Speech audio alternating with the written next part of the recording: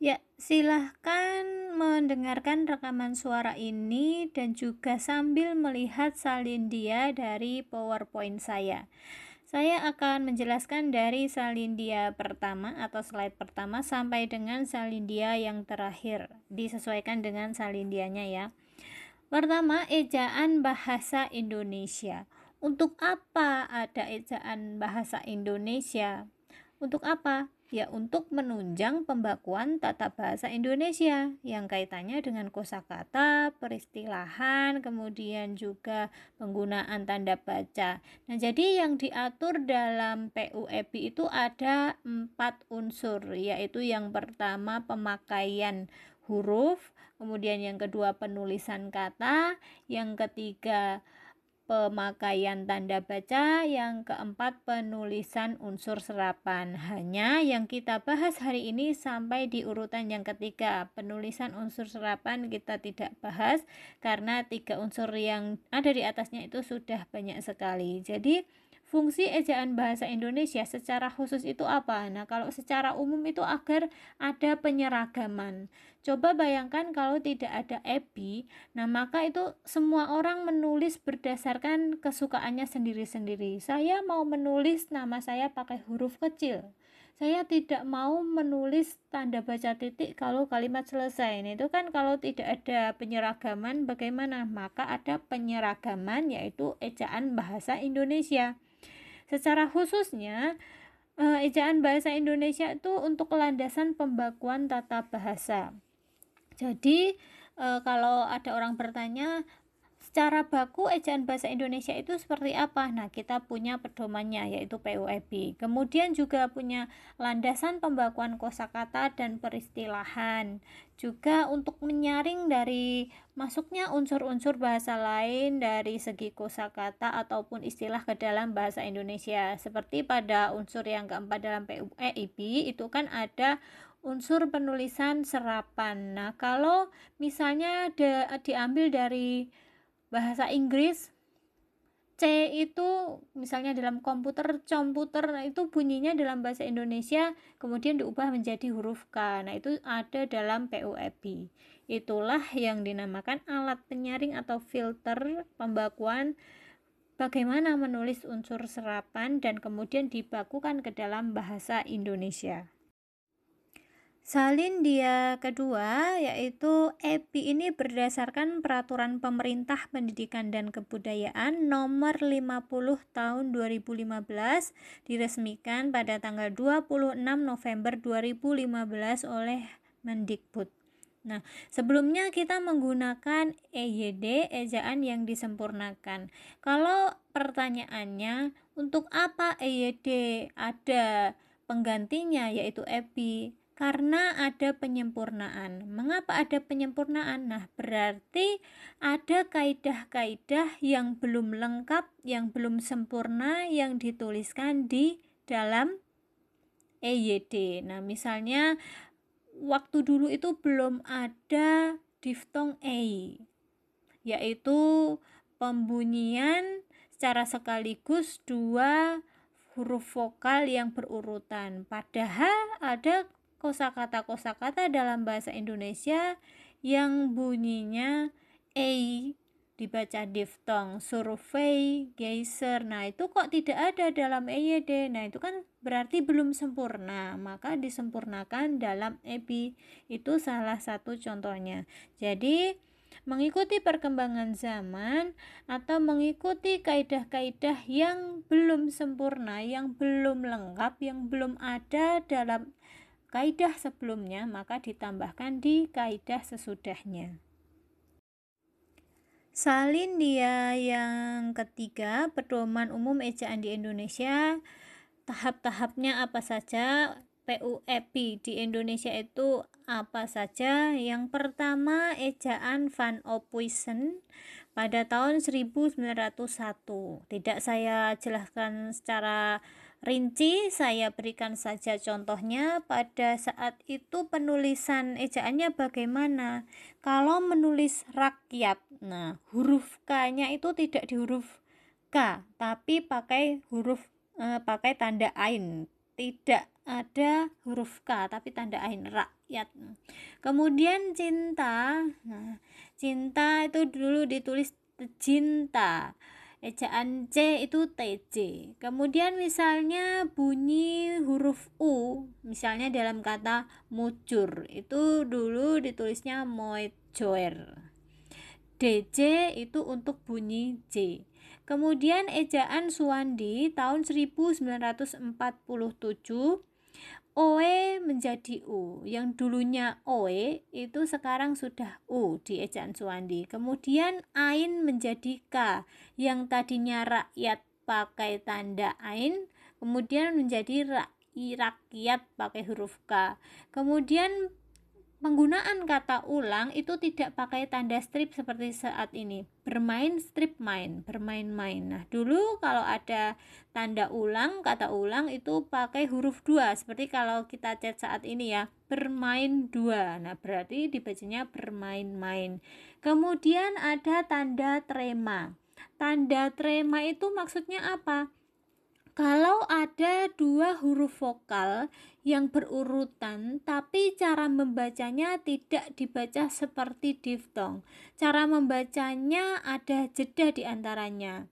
Nah, kalau misalnya ada contoh survei, nah itu kan kita membacanya secara langsung survei, berarti tidak ada tanda trema. Kalau kita membacanya survei, nah di atas huruf I itu ada tanda trema. Nah, berarti dua suku kota yang berbeda. Misalnya kata saat. Nah, kata saat itu kan tidak kita baca sat. Nah, kalau sat itu tidak perlu tanda trema. Tapi kalau penulisan saat A-nya itu berbeda suku kata, maka di atas huruf A yang terakhir ada tanda trema. Itu pada ejaan Suwandi.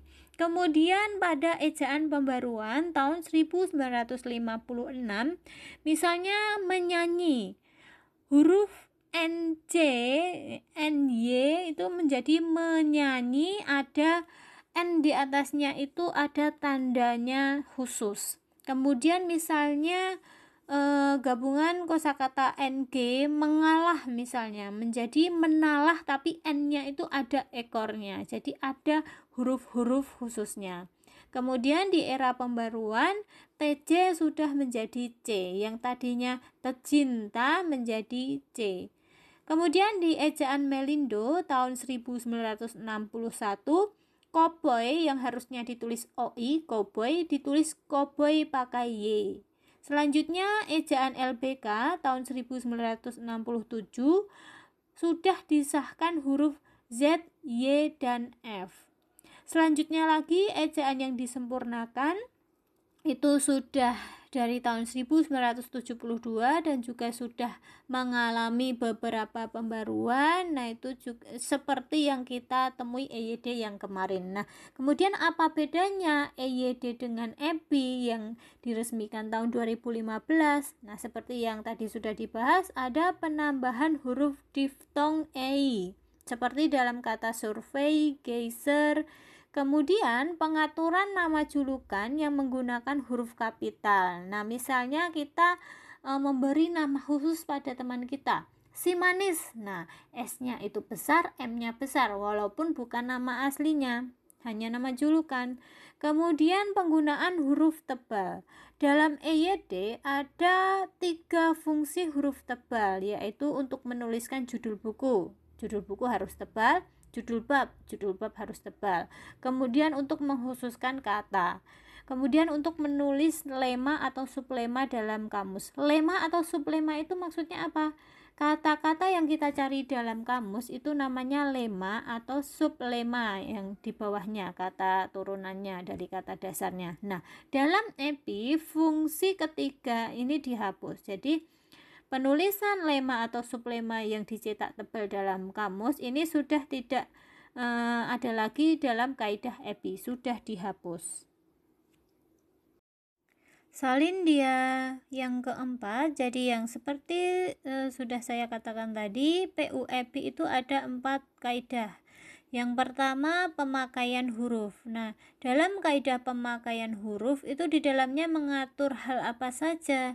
A. Huruf abjad, abjad jumlahnya ada 26. Huruf vokal, huruf yang dibunyikan dari dalam rongga dada kita melalui mulut tanpa ada hambatan di mulut. Huruf vokal seperti a, i, u, e, o itu kan tidak ada hambatan di bibir, di lidah atau di gigi. Itu jumlahnya ada 5. Huruf konsonan berarti jumlahnya ada 21. Huruf diftong ada apa saja? Ai, au, ei, dan oi. Huruf diftong itu apa? Seperti tadi juga sudah disebutkan ya. Cara membacanya dibaca langsung, tidak ada jeda. Seperti pandai bukan pandai. Kemudian pantai bukan pantai, itu huruf diftong. Kemudian gabungan huruf konsonan ada NG, NY, kemudian SY dan KH.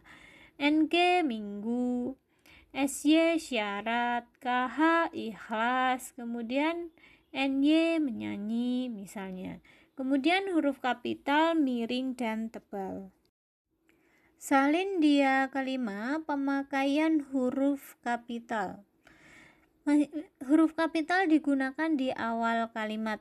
Ya, untuk apa? Untuk menunjukkan bahwa itu kalimat baru. Misalnya di situ di dalam salindia kelima ya, dia mengantuk, D-nya besar. Kemudian untuk petikan langsung. Petikan langsung itu maksudnya apa?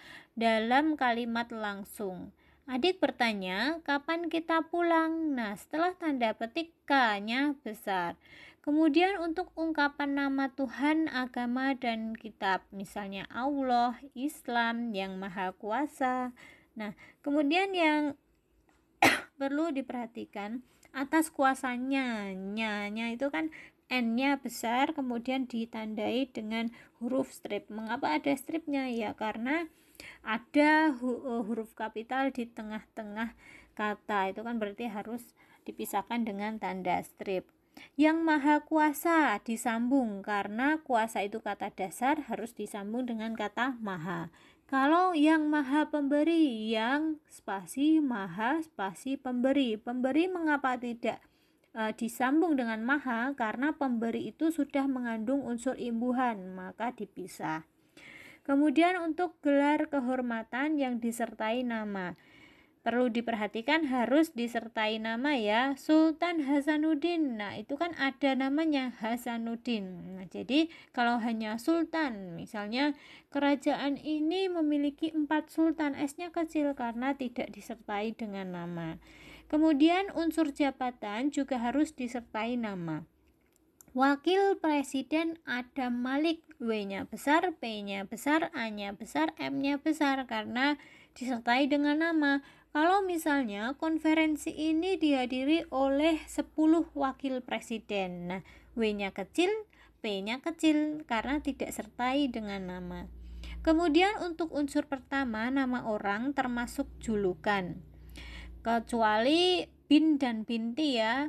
Muhammad bin Abdullah. Nah, M-nya besar, A-nya besar. Bin-nya mengapa kecil? Karena itu bukan nama, tapi maksudnya adalah anak dari. Seperti kata Van dalam nama-nama di luar negeri sana, yaitu kan artinya anak dari, jadi V-nya kecil. Selanjutnya untuk penulisan bangsa, suku bangsa, dan bahasa. Nah, misalnya bahasa Indonesia itu kalau dituliskan di tengah kalimat, B-nya kecil, I-nya besar. Bahasa Inggris, B-nya kecil, I-nya besar. Bahasa Arab, B-nya kecil, A-nya besar. Kemudian suku Baduy misalnya, S-nya kecil, B-nya besar. Suku Jawa, S-nya kecil, J-nya besar. Etnis Tionghoa, E-nya kecil, T-nya besar. Bangsa Indonesia, B-nya kecil, I-nya besar. Bedanya apa dengan negara Indonesia? Negara Indonesia itu kan negaranya, jadi N-nya tetap besar. Kalau bangsa Indonesia kan B itu kan orangnya, jadi B-nya kecil. Kemudian untuk bulan, tahun, hari, hari raya, peristiwa bersejarah. Bulan Agustus, B-nya kecil, A-nya besar. Hari Jumat, H-nya kecil, J-nya besar. Kemudian Untuk nama geografi harus unsur nama diri. Misalnya Asia Tenggara, A-nya besar, T-nya besar. Gunung Bromo, G-nya besar, B-nya besar. Kalau misalnya Magelang dikelilingi oleh 4 gunung, G-nya kecil karena tidak disertai dengan unsur nama diri. Kemudian untuk nama negara, lembaga pemerintah, dan dokumen resmi negara. Keputusan Presiden Republik Indonesia, Departemen Kesehatan. Departemen Kesehatan, D-nya besar, K-nya besar. Kemudian huruf pertama nama buku, majalah, dan surat kabar. Bacalah majalah Bahasa dan Sastra. B-nya besar, D-nya kecil karena huruf sambung ya atau konjungsi, S-nya besar. Kemudian penamaan nama penulisan nama gelar. Tadi ada yang bertanya mana yang ditulis terlebih dahulu. Ya berkaitan dengan gelarnya apa dulu. Jadi kalau bertanya itu silahkan lebih spesifik pertanyaannya. Kalau bertanya gelar yang mana dulu, ya gelarnya apa dulu. Kalau profesor ya tentunya ditulis paling awal. Kalau doktor ya ditulis setelah profesor. Kalau doktornya belum profesor ya doktornya paling awal. Kemudian magister ya ditulis setelah nama aslinya. Seperti itu ya. Betari Irma Gasani, MPD. Nah, itu kan gelar S2. Gelar S2 itu kan ditulis setelah namanya. Juga nanti kalau kalian sudah lulus mendapat gelar sarjana SAG misalnya, ditulis setelah nama kalian. Penulisannya seperti pada salindia berikutnya, ada ketentuannya. Kemudian unsur kekerabatan yang ditulis sebagai penyapaan atau pengacuan. Nah, misalnya di situ ada contoh kapan Bapak berangkat. Nah, itu kan kita seperti berbicara. Nah, tidak seperti ya, tapi memang berbicara dengan Bapak. Bapak, kapan Bapak berangkat? Nah, B itu kan untuk menyebut orangnya, maka B-nya harus besar. Ibuku berbelanja ke pasar. Nah, itu i-nya besar apa tidak? Ya besar karena ditulis di awal kalimat. Kalau misalnya pengajian ini dihadiri oleh ibu-ibu, i-nya kecil karena tidak untuk menyebut seseorang atau nama diri. Kemudian kata ganti Anda, A-nya itu harus besar. Mengapa A-nya harus besar? Karena kita ucapkan langsung pada orangnya. Sudahkah Anda tahu A-nya harus besar? Kemudian yang diawali oleh paparan lengkap dan diikuti dengan paparan yang berhubungan dengan pernyataan lengkap itu. Seperti saat kalian menulis di surat undangan, keterangan, catatan, misalnya K-nya besar, C-nya besar, M-nya besar. Salindia ke-6, pemakaian huruf miring. Itu untuk apa? Untuk nama buku, majalah, dan surat kabar yang dikutip. Misalnya dalam daftar pustaka itu kan judulnya dicetak miring ya karena kita mengutip dari judul buku tersebut. Nah, maka misalnya di sini ada contoh majalah Bahasa dan Sastra diterbitkan oleh Pusat Bahasa. B, Bahasa dan Sastra, B-nya besar, S-nya besar, kecuali D-nya karena konjungsi ya. Jadi misalnya kalau kalian menyebut nama judul buku, judul film itu dicetak miring. Bab ini tidak membicarakan huruf kapital. Nah, di situ ada contoh untuk menegaskan kata, huruf, bagian kata, atau kelompok kata. Seperti waktu kalian sekolah dulu di UN itu kan ada soal semuanya pernyataan di atas semuanya benar kecuali. Nah, kecualinya itu kan dicetak miring untuk apa? Untuk mengkhususkan kata, untuk menegaskan kata bahwa memang kecuali, bukan yang benar tapi mencari jawaban yang salah, kecuali. Kemudian dalam istilah asing atau istilah ilmiah. Nah, nama ilmiah buah manggis ini ialah Sarsinia mangostana. Sarsinia mangostana adalah nama ilmiah, bukan bahasa Indonesia, bukan istilah Indonesia, maka dicetak miring. Kalau kita menulis bahasa Inggris dalam tulisan Indonesia, maka itu juga harus dicetak miring. Kalau kita menulis bahasa Jawa saat kita membuat makalah berbahasa Indonesia, maka kosakata bahasa Jawa itu juga harus kita miringkan. Jadi selain bahasa Indonesia itu dimiringkan. Kemudian pemakaian huruf tebal itu untuk penulisan judul buku, bab, subbab, daftar isi, daftar tabel, daftar gambar, daftar pustaka, indeks, lampiran. Nah, jadi waktu kalian membuat makalah, tolong pastikan judul makalahnya cetak tebal, daftar isi cetak tebal, sampai di akhir daftar pustaka dan lampiran. Kemudian di situ juga ada menuliskan lema dan sublema dan lambang bilangan yang menyatakan polisemi dalam kamus. Nah, dalam kamus dulu itu kan kata yang kita cari itu dicetak tebal, sekarang sudah tidak berlaku di EPI. Salin dia ke-7, penulisan kata, subbab yang kedua dari PUEPI ya. Penulisan kata di dasar ditulis sebagai satu kesatuan. Buku itu sangat menarik. Buku kata dasar itu kata dasar sangat. Kata dasar menarik sudah mendapat imbuhan men. Maksudnya buku ditulis satu kesatuan, tidak ditulis bu stripku. Kata turunan. Kata turunan itu apa? Kata dasar yang sudah diberi imbuhan berupa awalan, sisipan, akhiran, atau ditulis serangkai dengan kata dasar. Nah, jadi kata yang diberi awalan, sisipan, akhiran itu ditulis serangkai dengan kata dasarnya seperti tadi. Berjalan itu tidak ditulis berstrip jalan, tapi berjalan ditulis langsung, tidak dipisahkan. Kemudian di situ ada contoh mem-PHK-kan.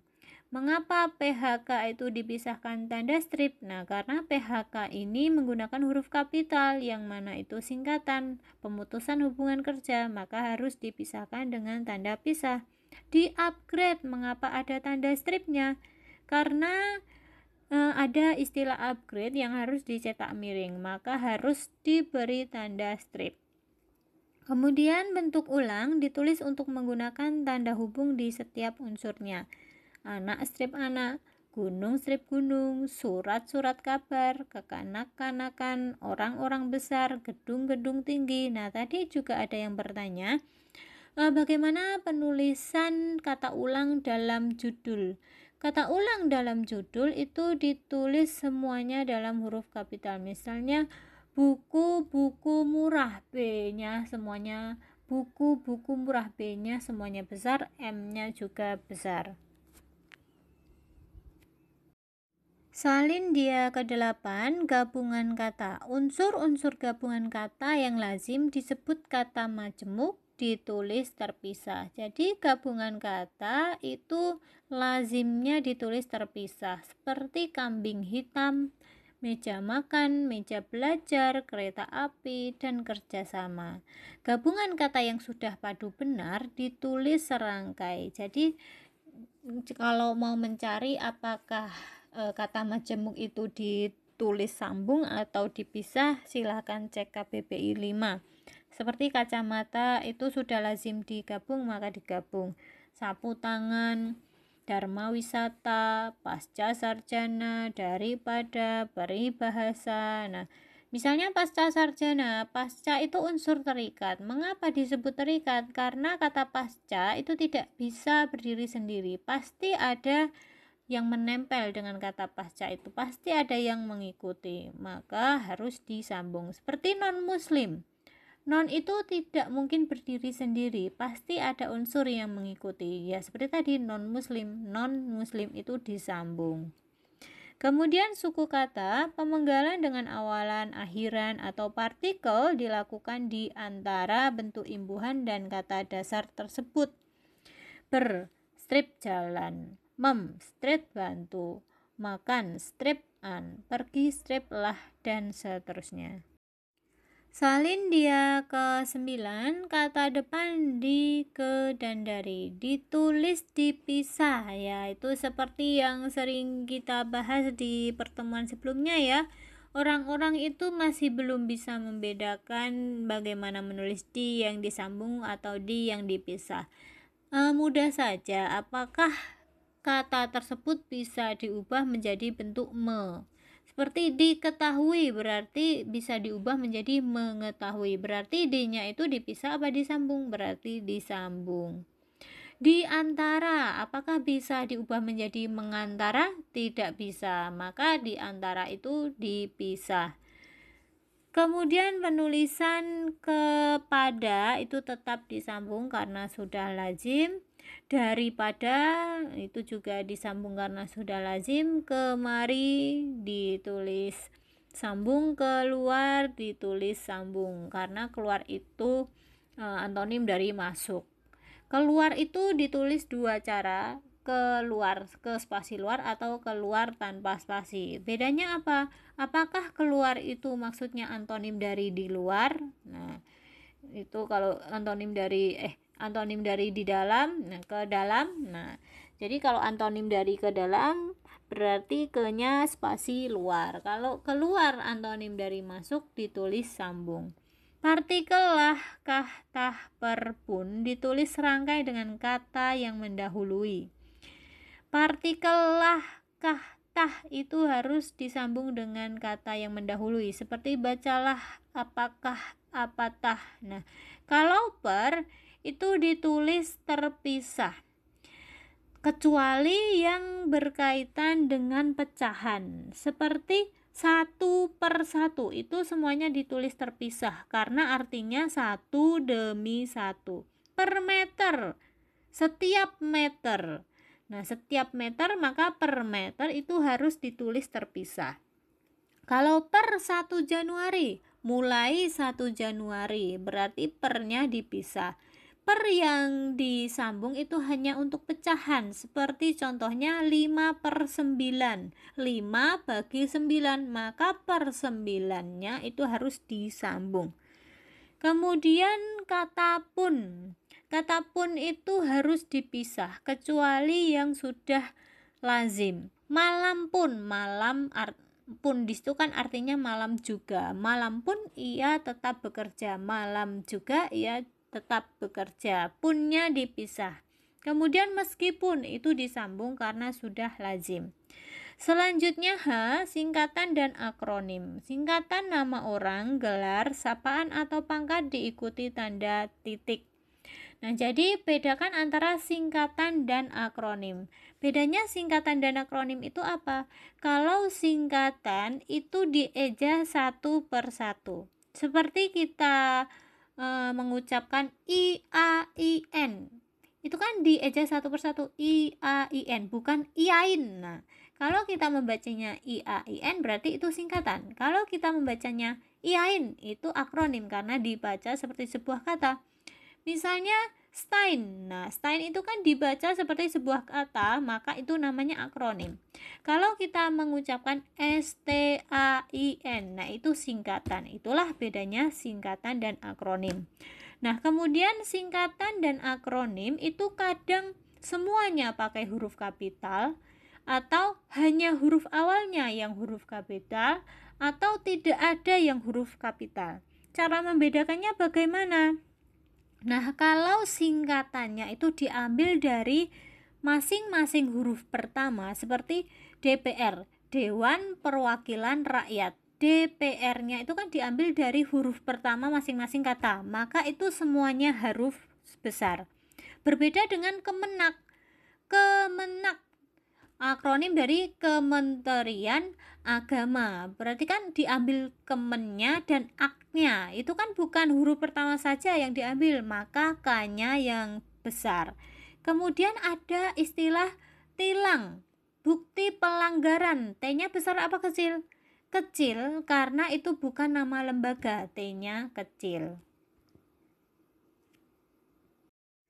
Salin dia ke-10, angka dan bilangan. Bilangan yang terdiri dari satu atau dua kata ditulis dengan huruf kecuali dalam perincian. Nah, jadi kalau misalnya di situ ada contoh ya, saya menonton film ini sampai 20 kali.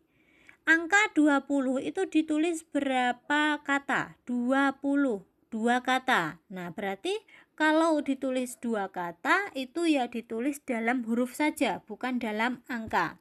Paham ya? Kemudian beda dengan di sini, di tempat parkir ini terdapat dua. Itu kan satu kata. Lima itu kan satu kata. 12 12, 2 dan belas, 2 kata. Seharusnya ditulis dalam huruf. Tapi di contoh itu untuk perincian, maka harus pakai angka. Kemudian bilangan yang ditulis di awal kalimat itu harusnya menggunakan huruf, bukan angka. Misalnya 10 itu satu kata ya. Nah, ditulis dengan menggunakan huruf, bukan angka 1 dan 0. Nah, pakai huruf 10 begitu. 10. Nah, itu diletakkan di awal. Nah, misalnya kita menulis angka di awal kalimat, nah itu tidak bagus. Kemudian kata ganti ku, kau, kumu, dannya ditulis serangkai dengan kata yang mengikutinya. Apa yang kumiliki boleh kau ambil. Kumiliki itu harus ditulis sambung. Kau ambil itu ditulis sambung. Kecuali kau, nah jadi bedakan antara kau yang dipisah atau kau yang disambung. Kalau kau yang disambung itu diikuti dengan verba pasif, seperti dalam ambil. Kau ambil itu kan berarti diambil oleh kau. Nah, berarti bisa disambung. Kemudian kau bercermin. Kan artinya kamu bercermin, berarti kaunya dipisah. Kemudian kata si dan sang ditulis terpisah dari kata yang mengikutinya. Surat itu dikembalikan ke sang pengirim. Sang dan pengirim itu dipisah katanya, bukan sang pengirim disambung, bukan. Ditulis dengan huruf kapital di awal unsur apabila menunjukkan nama diri. Seperti harimau itu marah kepada sang kancil. Sang kancil ini kan nama diri. Nah, kalau sang pengirim itu kan seperti entah berantah siapa itu orangnya, maka ditulis pakai huruf kecil. Salindia ke-11, pemakaian tanda baca. Yang pertama, tanda titik digunakan di akhir kalimat. Ini pasti sudah paham. 2. Belakang angka atau huruf dalam satu bagan. Bagan itu misalnya tabel, misalnya tabel 1.1 data penelitian apa. Nah, itu kan 1.1 pakai titik di akhirnya. Digunakan untuk memisahkan angka jam, menit, dan detik. Digunakan dalam daftar pustaka atau dalam daftar pustaka. Kemudian untuk memisahkan bilangan ribuan atau kelipatannya, kecuali yang tidak menunjukkan jumlah. Misalnya bagaimana? Misalnya seminar ini dihadiri oleh 1.500 mahasiswa, kan ada 1.500 untuk menunjukkan kelipatan di ribuannya itu ya. Untuk 10.000 mahasiswa 10.000. Nah, kalau tidak pakai titik itu yang bagaimana? Misalnya untuk menunjukkan urutan. Dia adalah peserta audisi ke 70.000. 70.000-nya tidak pakai titik karena tidak menunjukkan jumlah, tapi menunjukkan urutan. Titik tidak digunakan dalam judul dan belakang alamat pengiriman. Jadi kalau menulis alamat jangan diberi tanda titik. Kalau menulis judul ya jangan diakhiri dengan tanda titik. Kemudian tanda koma digunakan dalam perincian seperti ibu membeli buku, pensil, dan penghapus. Jadi sebelum kata dan itu harus ada koma. Memisahkan kalimat setara yang didahului tetapi melainkan sedangkan. Jadi sebelum menulis kata tetapi, melainkan, dan sedangkan itu diberi tanda koma dulu. Untuk memisahkan anak kalimat yang mendahului induk kalimatnya. Nah, ini semoga kalian sudah lulus bahasa Indonesia di SD ya, jadi bisa membedakan antara kalimat tunggal, kalimat majemuk setara, dan kalimat majemuk bertingkat. Nah, kalau dalam kata majemuk itu kalimat majemuk itu kan ada induk kalimat dan ada anak kalimat. Anak kalimat ada karena ada induk kalimat. Anak kalimat tidak dapat berdiri sendiri, sedangkan induk kalimat bisa berdiri sendiri. Induk ini kan pokok atau inti dalam kalimatnya. Kalau hari ini hujan, saya tidak akan datang. Jadi kan induk kalimatnya saya tidak akan datang, tapi induknya ini diletakkan di bagian akhir kalimat. maka yang di awal adalah anak kalimat. Kalau hari ini hujan itu kan anak kalimatnya. Kemudian konjungsinya itu kalau hari ini hujan, koma, saya tidak akan datang. Misalnya kemudian yang diawali dengan konjungsi karena. Diawali konjungsi karena pasti diikuti oleh anak kalimat. Kemudian ditulisnya karena baik hati, koma, dia mempunyai banyak teman. Jadi tanda koma ini untuk menandai bahwa di awal tadi anak kalimat bukan induk kalimat. Di salindia yang ke-12 melanjutkan dari tanda koma. Dalam kata penghubung atau konjungsi itu dibedakan menjadi dua jenis, yaitu konjungsi intrakalimat atau di dalam kalimat, atau konjungsi antar kalimat, antar dua kalimat atau lebih. Jadi dipakai di belakang kata atau ungkapan penghubung antar kalimat, seperti tetapi, dan, itu kan konjungsi intrakalimat. Kalau konjungsi antar kalimat itu contohnya oleh karena itu, jadi, dengan demikian, namun. Nah, konjungsi antar kalimat itu pasti letaknya ada di awal kalimat, jadi diakhiri dengan tanda koma. Oleh karena itu, koma. Dengan demikian, koma. Kemudian untuk memisahkan interjeksi kata oh, ya, wah, aduh, kasihan. Oh, koma, ya, koma, ya, Mas Malik, misalnya begitu, ya, koma, Mas Malik, wah, kok sudah sampai, wah, koma, kok sudah sampai. Nah itu, oh ya, wah, aduh, kasihan, diawali dengan kata dasarnya tadi, kata interjeksi, diakhiri dengan tanda koma. Untuk memisahkan petikan langsung, tidak digunakan untuk petikan langsung jika diakhiri tanda tanya atau tanda seru. Nah, jadi sebelum ada petikan langsung itu kan biasanya ada komanya kalau ada kalimat sebelumnya. Kemudian digunakan di antara kalimat yang menunjukkan alamat seperti kelurahan apa, koma, kecamatan apa, koma, kota Salatiga misalnya, tidak diakhiri titik. Untuk memisahkan bagian nama yang dibalik susunannya dalam daftar pustaka, seperti dalam daftar pustaka itu kan nama akhirnya dulu baru nama awal. Seperti Ika Nur Rahma itu kan Rohma, koma, Ika Nur. Kemudian digunakan pada catatan kaki, tahu ya catatan kaki. Kemudian nama, koma, judul itu kan ya, digunakan di antara nama orang dan gelar akademis. Misalnya Abdul Latif, STE. Nah, Abdul Latif sarjana ekonomi. Kalau tidak pakai koma itu akan disalahpahami sebagai nama aslinya. Abdul Latif STE. Jangan-jangan SE ini bukan sarjana ekonomi tapi Suryo Edi. Jadi untuk membedakan apakah itu gelar ataukah nama asli. Kemudian dipakai sebelum angka desimal antara rupiah dan sen. Misalnya Rp 30.000,25 gitu. Seperti dalam akuntansi biasanya tetap ada koma-komanya ya. Kemudian dalam Rp 10.000 misalnya, di antara Rp dan 10.000 itu tidak ada tanda titik, tidak ada tanda spasi. Jadi disambung Rp 10.000, itu yang sering salah kaprah. Kemudian untuk mengapit keterangan tambahan untuk menghindari salah pengertian.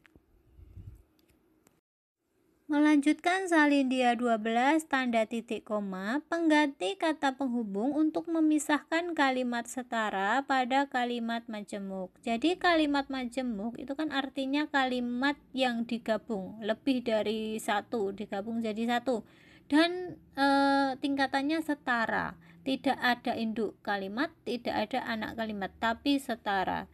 Seperti di sini, ayah mengurus tanaman di kebun itu, ibu sibuk bekerja di dapur. Nah, itu kan tidak ada konjungsinya. Ayah mengurus tanaman di kebun itu, sedangkan ibu sibuk bekerja di dapur. Nah, karena tidak ada konjungsinya dan itu kalimat majemuk setara, maka dipisahkan dengan tanda titik koma. Malam makin larut, tetapi pekerjaan belum selesai juga. Nah, tidak ada kata tetapinya, tidak ada kata penghubungnya. Pengganti dari kata penghubung atau konjungsi ketika ada kalimat majemuk setara adalah tanda titik koma. Lanjut di salindia ke 13 ya. Tanda titik 2 digunakan sebelum perincian. Misalnya ibu membeli titik 2 meja, kursi, dan sepatu titik. Kalau misalnya pakai kata yaitu, itu tidak diawali lagi dengan titik 2 karena sudah ada perinciannya, yaitu yaitunya tadi.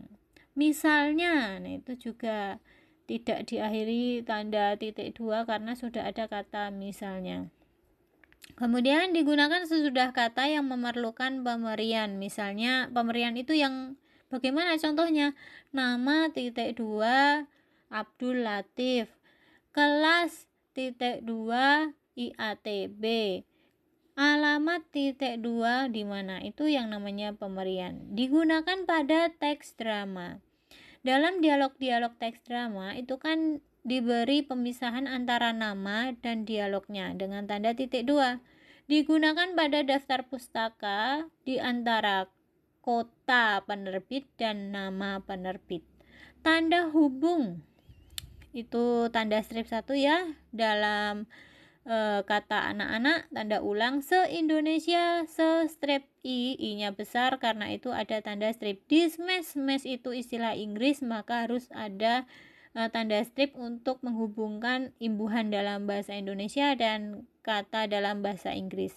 Tanda pisah strip 2 membatasi penyisipan kata atau kalimat sebagai penjelas di luar bangun kalimat. Nah, jadi misalnya waktu kalian membaca novel itu kan kadang ada tanda pisah strip 2. Itu maksudnya apa? Itu sebagai kalimat penjelas saja atau keterangan, tetapi kalau tanpa tanda strip itu tuh tidak masuk dalam tatanan kalimat yang baik, maka ada tanda pisahnya. Untuk bilangan menggantikan kata sampai. Yogyakarta, Karimun Jawa. Yogyakarta, strip 2, Karimun Jawa. Sampai Karimun Jawa. Tanda elipsis untuk kalimat yang terputus-putus. Seperti saat menulis kutipan, itu kadang juga diberi tanda putus-putus karena yang kita kutip itu tidak seluruhnya. Misalnya, aku sangat lapar, tetapi titik. Nah, itu kan tanda terputus-putus. Padahal di dalam tanda terputus-putuskannya ada alasannya ya. Saya sangat lapar tetapi titik tidak punya uang untuk membeli makanan misalnya. Kemudian tanda tanya untuk kalimatannya juga untuk kalimat yang dipertanyakan. Misalnya kalimat yang dipertanyakan itu bagaimana? Apakah kalimat itu berupa fakta atau opini? Kalau masih berupa opini, itu masih diberi tanda kurung tanda tanya. Orang itu telah melakukan bunuh diri. Nah, karena bunuh dirinya itu belum bisa dibuktikan dengan baik, belum berupa fakta, masih opini saja, maka diikuti tanda tanya. Kemudian tanda seru untuk mengakhiri ungkapan atau pernyataan yang berupa seruan atau perintah. Misalnya, pergi dari sini, kemudian minggir, tanda seru.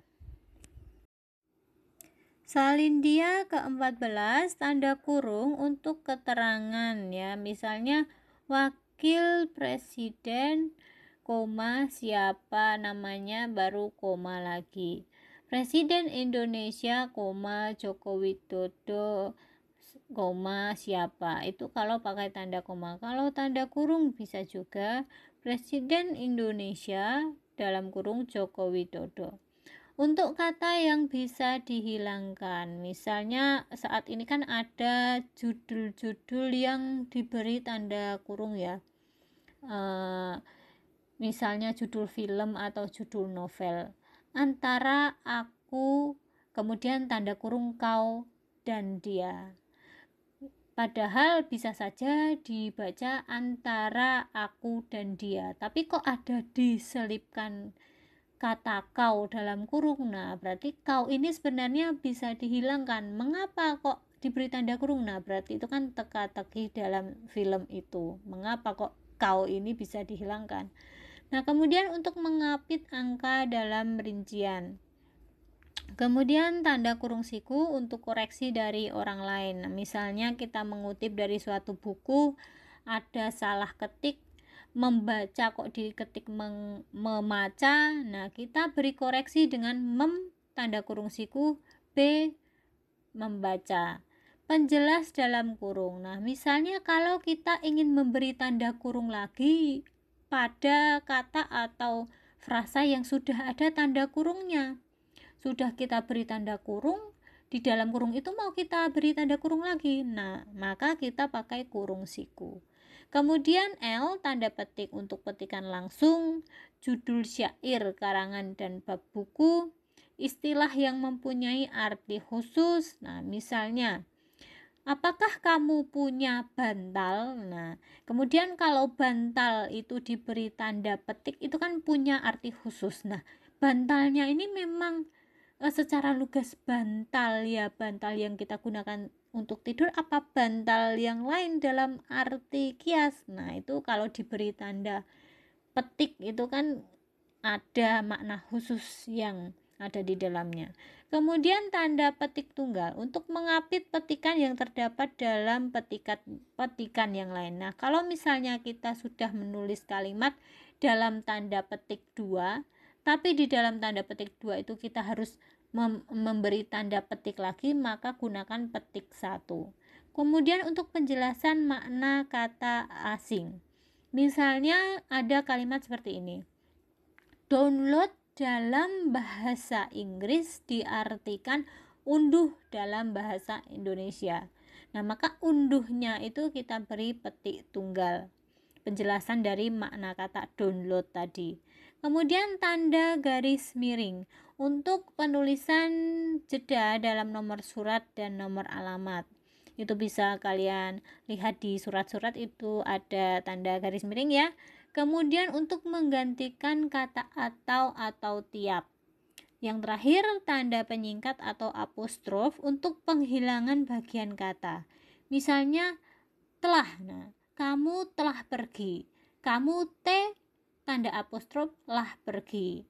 Ia lahir tahun 1998.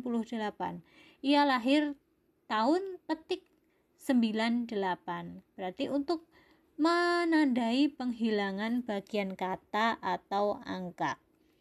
Ya, sudah selesai. Semoga ilmu ini bermanfaat. Semoga disimak sampai akhir. Wassalamualaikum warahmatullahi wabarakatuh.